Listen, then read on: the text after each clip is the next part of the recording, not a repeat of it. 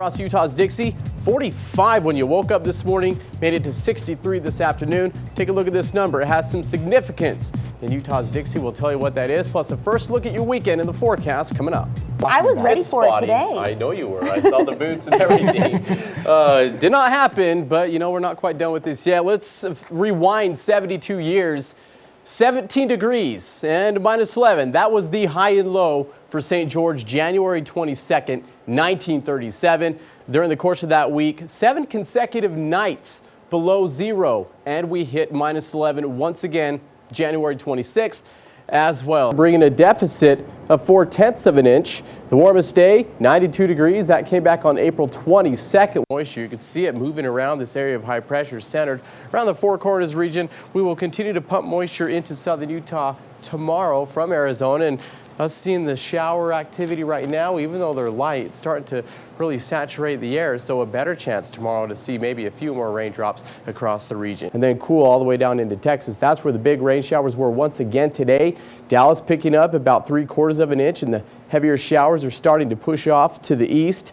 Things are quiet out west. They're going to stay that way. As we head back home, I'll show you why. The location, still a Category 1 hurricane with winds dipping down to the lower 80s sustained. It's expected to continue to weaken and become a tropical depression probably by about noon tomorrow. The track takes it up through Oklahoma and into the eastern plain states by noon on Friday. 80s and 90s, comfortable. A trace of rain at Apple Valley, 92 the high in Washington Field. So we have not added one day of 100 degrees for the past 2 days here across Utah's Dixie. We still sit at 67, 7 above normal and 7 off of last year's total. And if you want to check out the world famous Lipizzanner Stallions, email me, weather@kcsg.com. You'll get 2 tickets. Of course, this show was for Saturday, September 6th at 2 p.m. and 7:30 p.m. Some areas a little bit more than that. Cedar City, depending on your location, anywhere from 4 to 6 inches. Big snow at Brian Head, 9 inches over the past 24 hours. The good news is we're starting to see this storm move off to the east, but we do have avalanche warnings in place across the western Uintas, the mountains in and around Provo, and also the central Utah mountains, mainly the Manti skyline. Do not go into the backcountry at all. That's my best advice for you. Some of these locations, they do not do regular avalanche control, and we've already seen several fatalities this year across the state of Utah, so just avoid the backcountry at all costs. Winds return, 50s return, and then even cooler comes Sunday all the way through the middle of next week with the possibility of rain showers. Once again, we are live at Summit Athletic Club, the Wishing Tree next door at Town and Country Bank, right on the corner of 1450 South and River Road. Trina, let's send it back to you. Thanks, Jared. Every time camera goes out, it seems to get in some sort of trouble, but it looks like somebody actually took care of him this time. Yeah. Still triple digits and the sun's nowhere in sight. Yeah, you know what, especially to the south of us. We're seeing temperatures well above 100, but you know, blame the sun, don't blame me. I get that a lot. Wow, look at all that video coming out of Cedar City, Jared. Everybody's thoughts of spring gone in a matter of 24 hours. Very true. Kids believe the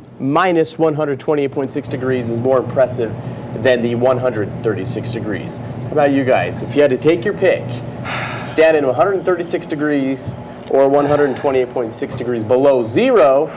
I'm going with the warm stuff, Jared. Take your poison or get I go the disagree. warm stuff? I'd rather die in the cold 10 minutes. I'm numb. I can't feel a thing. That is morbid. I don't. Yeah. I would That's the hope reality, that everyone Alana. just toughed it out in the hot and cold. Hot and cold. You know what? I'll take the heat as well.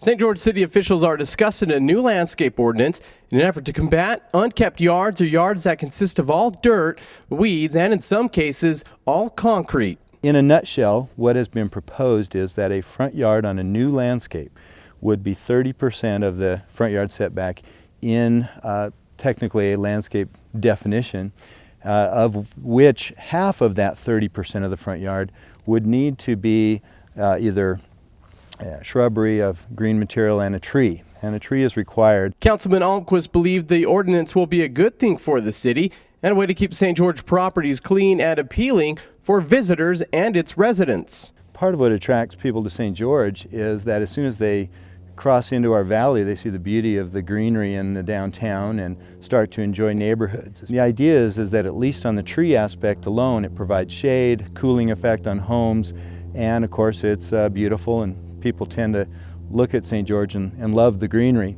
Residents I spoke with believe the ordinance can be a good thing as long as the city government doesn't implement strict regulations. I'm in favor of them to a certain point. I mean, I think it's important to have the community be attractive and to be inviting to people who come in, either permanently or tourists. Front yard should be landscaped, should be no junk or cars, bad weeds and things like this, but to start dictating what percent should be green, rock, or anything else, I think is up to the homeowner. I think the only risk involved is it getting a little too stringent, and there's got to be some grandfathering involved to protect those who have landscaped prior to restrictions. But I'm basically in favor of a reasonable amount. Of course, I'm not for more government.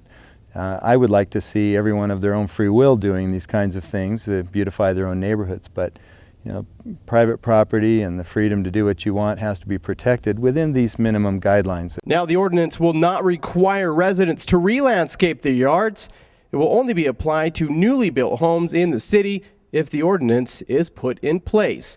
In St. George, I'm Jared Larson for KCSG, Southern Utah's News Choice.